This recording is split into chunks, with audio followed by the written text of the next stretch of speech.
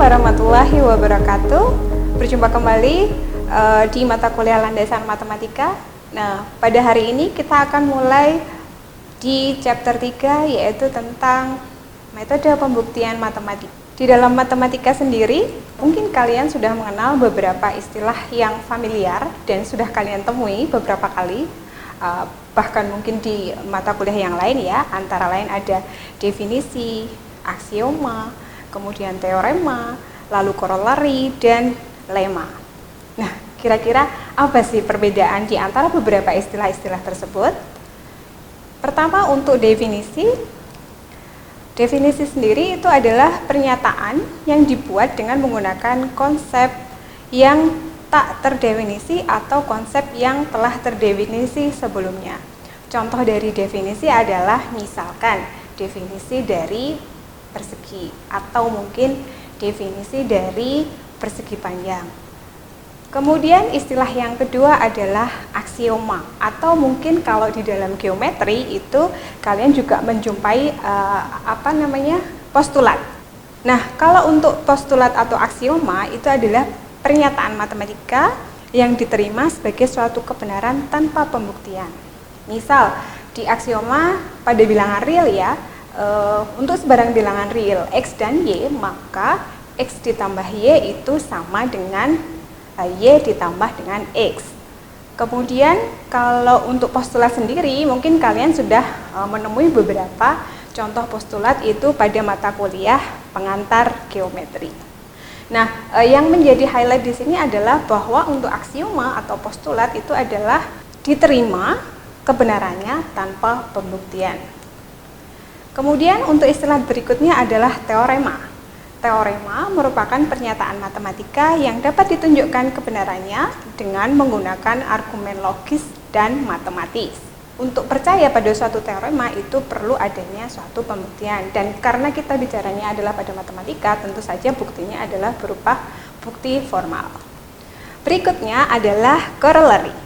Nah, corollary merupakan teorema yang dapat dinyatakan sebagai kasus khusus dari teorema yang lebih umum. Jadi dari suatu teorema mungkin nanti ada beberapa kasus-kasus kecil di dalamnya, nah itu merupakan corollary. Yang menjadi poin penting di sini adalah bahwa corollary itu merupakan suatu teorema. Nah, seperti pada kasus teorema tadi, maka dengan kata lain corollary itu juga merupakan hal yang harus dibuktikan secara matematis. Istilah berikutnya adalah lema. Lema itu merupakan setiap hasil yang dapat dibuktikan dan dapat digunakan terutama sebagai langkah yang diperlukan dalam pembuktian teorema lain. Atau dengan kata lain ya berarti lema itu sebenarnya juga merupakan teorema, tetapi digunakan untuk membuktikan teorema lain. Itu tadi beberapa istilah yang mungkin kalian temui gitu ya, atau bahkan mungkin nanti di perkuliahan di semester berikutnya kalian akan sering menemui istilah-istilah tersebut. Ada definisi, ada aksioma, ada teorema, ada lema. Nah, di mata kuliah ini harapan kami itu adalah bahwa kalian familiar dengan istilah-istilah tersebut. Nah, dari beberapa istilah tersebut dan dari definisinya masing-masing gitu ya, nanti berarti definisi dan aksioma itu adalah term di dalam matematika yang tidak perlu dibuktikan. Ingat, tidak perlu dibuktikan. Sedangkan untuk teorema, corollary, dan lema itu adalah sesuatu hal di dalam matematika yang perlu dibuktikan. Tentu saja dengan argumen-argumen yang logis ya. Nah, pertanyaan berikutnya adalah bagaimana caranya membuktikan teorema atau lema atau suatu corollary.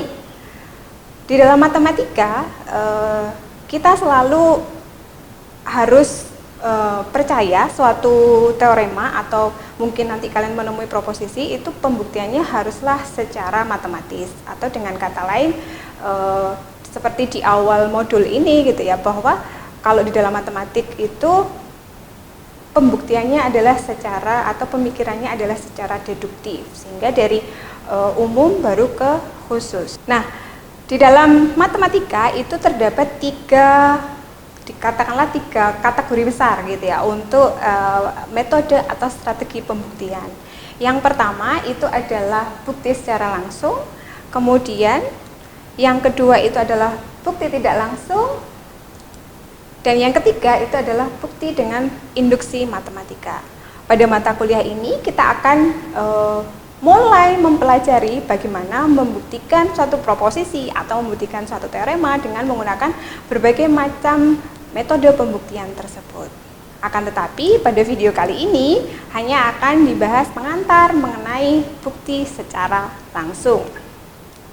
Nah, sebenarnya di dalam bukti tidak langsung sendiri itu dibagi menjadi 2 bagian. Yang pertama adalah bukti dengan kontrapositif, kemudian yang kedua adalah bukti dengan kontradiksi. Nah, ini banyak sekali mahasiswa yang seringnya itu salah persepsi gitu ya. Dikiranya bahwa antara kontrapositif dengan kontradiksi ini adalah sesuatu hal yang sama. Padahal secara prosedur itu berbeda gitu ya, antara bukti dengan kontrapositif dan bukti dengan kontradiksi. Meskipun memang keduanya itu adalah merupakan bukti secara tidak langsung. Nah, pada kali ini saya akan hanya memberikan sekilas pengantar mengenai bukti secara langsung. Jika kalian menemui beberapa proposisi atau mungkin teorema pada sub-sub bab sebelumnya, atau mungkin di chapter 1 dan di chapter 2, maka kita akan mencoba bagaimana itu tadi ya, membuktikan beberapa teorema yang mungkin pernah kalian temui gitu ya, di chapter-chapter sebelumnya. Nah, pada kali ini pada bukti langsung itu biasanya melibatkan teorema-teorema yang berbentuk kondisional, yaitu jika P maka Q. Nah, di dalam bentuk kondisional jika P maka sendiri, tentu saja kalian harus bisa membedakan ya, yang mana yang merupakan hipotesis dan mana yang merupakan konklusi, karena itu kunci penting dari pembuktian secara langsung. Nah, konstruksi bukti secara langsung adalah sebagai berikut. Jadi, karena tadi merupakan kondisional berbentuk jika P maka Q, maka untuk konstruksi bukti langsung sendiri itu dimulai dari pengasumsian dari P, pernyataan P benar, kemudian dengan serangkaian langkah gitu ya, atau serangkaian argumentasi nanti dapat ditunjukkan bahwa terakhir itu adalah Q-nya ternyata juga benar, gitu ya. Itu adalah secara umum bagaimana mengkonstruksi bukti secara langsung, dimulai dari P benar dan diakhiri endingnya gitu ya, endingnya itu adalah dengan menunjukkan bahwa Q itu adalah benar. Nah, di dalam bentuk kondisional jika P maka Q sendiri, P disebut dengan atau nama lainnya itu adalah sebagai hipotesis, kemudian Q itu sebagai konklusi atau kesimpulannya. Sebagai contoh, misal saya punya soal seperti ini. Diberikan sebarang himpunan A dan B, jika A subset dari B, maka B komplement subset dari A komplement. Nah, dari proposisi ini, kira-kira yang mana yang merupakan hipotesis dan yang mana yang merupakan konklusi? Itu adalah kunci penting dari metode pembuktian dalam matematika ya. Nah, ada beberapa langkah yang mungkin bisa kalian ikuti pada saat membuktikan suatu proposisi di dalam matematika. Langkah yang pertama itu adalah dengan menentukan dulu, harus bisa mendeteksi dulu mana yang merupakan hal yang diketahui dan hal apa yang harus ditunjukkan atau dibuktikan. Itu sebagai langkah pertama. Nah, di dalam kasus ini, di dalam soal proposisi tadi gitu ya, jika diberikan sebarang himpunan A dan B, dan jika A subset dari B, maka B komplement subset dari A komplement. Nah, dari bagian-bagian ini, yang menjadi hal yang diketahui atau hipotesis itu adalah A subset B. Kemudian, atau ini disebut dengan hipotesis gitu ya, sebagai P kalau di dalam pernyataan di dalam kondisional jika P maka Q tadi. Nah, bagian yang berikutnya itu adalah B komplement subset dari A komplement. Itu merupakan hal yang harus dibuktikan atau hal yang harus ditunjukkan gitu ya. Nah, apakah kalian masih ingat arti dari subset sendiri? Bagian dari B komplement subset dari A komplement itu nama lainnya atau di dalam kondisional itu disebut sebagai konklusi ya, atau bisa disimpulkan ada P ada Q di dalam pernyataan tersebut. Nah, langkah yang kedua untuk membuktikan berikutnya itu adalah definisikan istilah-istilah yang diketahui atau mungkin yang ditanyakan di dalam soal tersebut. Nah, itu kalian bisa mendefinisikan dari hal-hal yang sudah diketahui sebelumnya. Jadi pada chapter 1 kalian belajar tentang himpunan bukan? Dan sudah mengenal dengan istilah subset. Jika saya punya pernyataan A subset B, maka artinya apa? Coba diingat kembali gitu ya.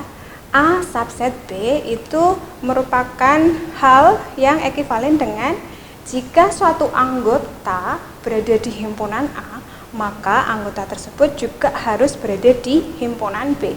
Atau dengan kata lain, jika X elemen dari A, maka X juga merupakan elemen dari B. Nah, itu tadi bagaimana cara mengupas hal-hal yang diketahui atau mungkin hal-hal yang ditanyakan di dalam suatu proposisi atau mungkin di dalam suatu soal yang harus dibuktikan. Nah, kemudian pengupasan berikutnya itu adalah arti atau bagaimana definisi dari B komplement subset dari A komplement.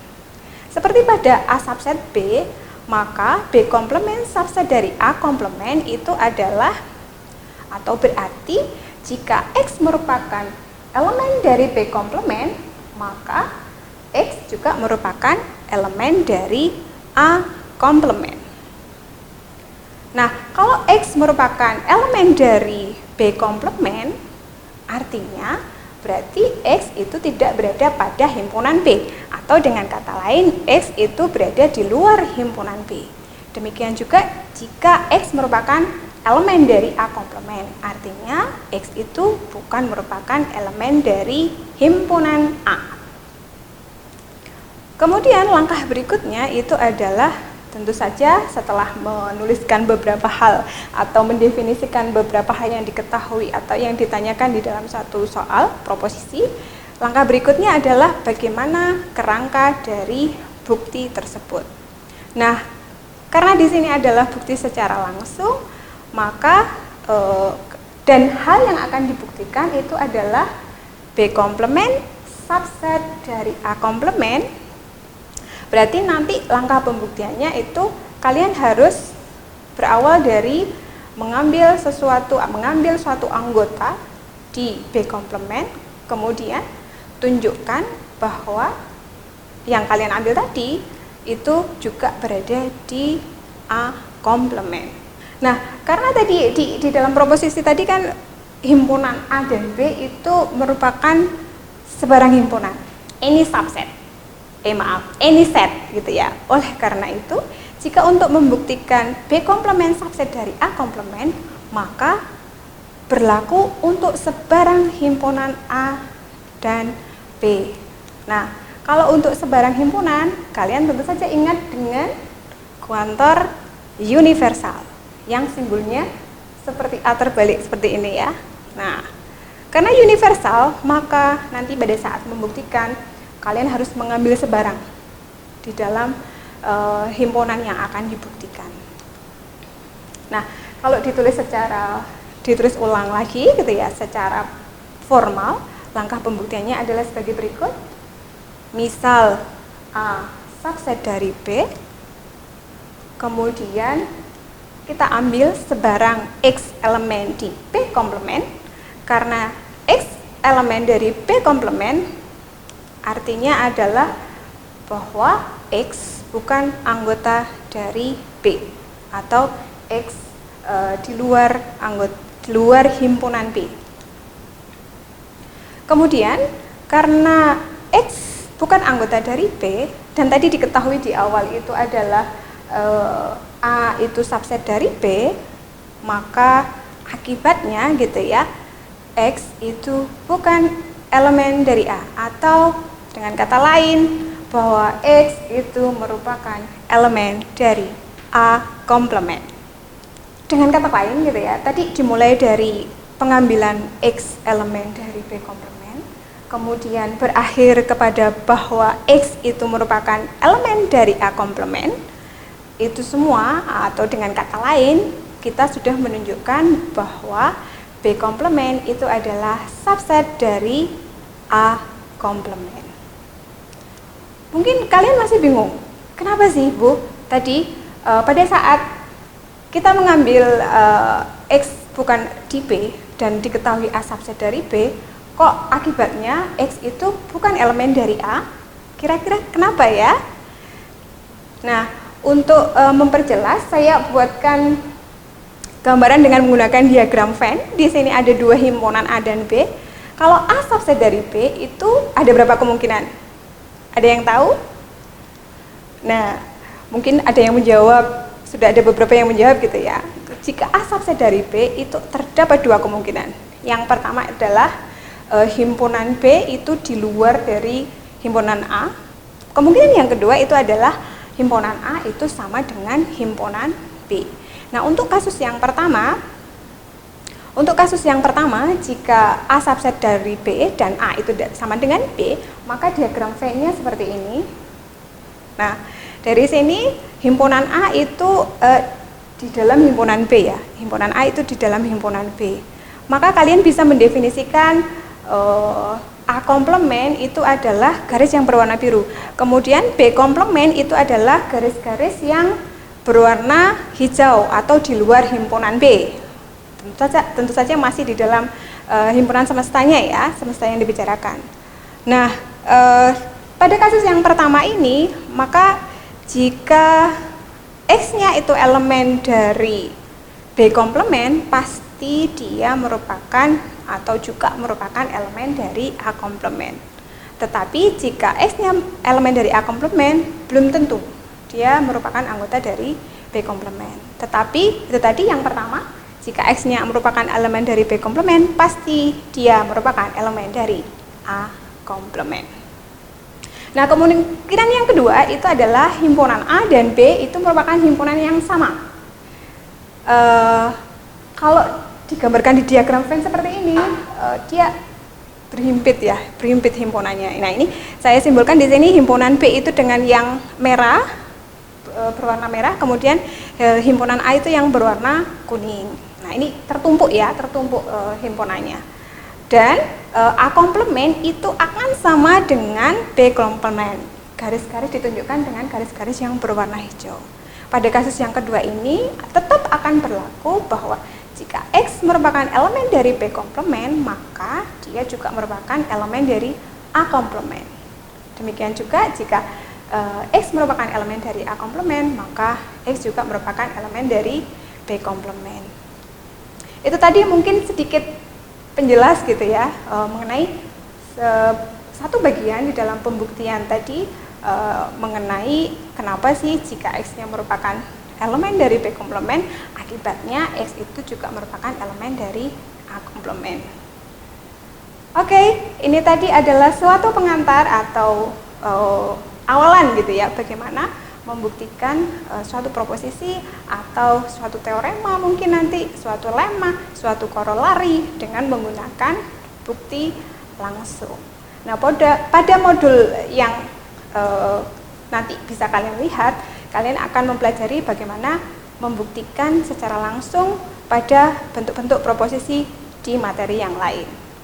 Tentu saja harus banyak berlatih, karena dengan melihat saja itu akan susah dilakukan gitu ya, untuk membuktikan teorema atau membuktikan proposisi. Demikian pengantar yang bisa saya berikan. Terima kasih semuanya. Assalamualaikum warahmatullahi wabarakatuh.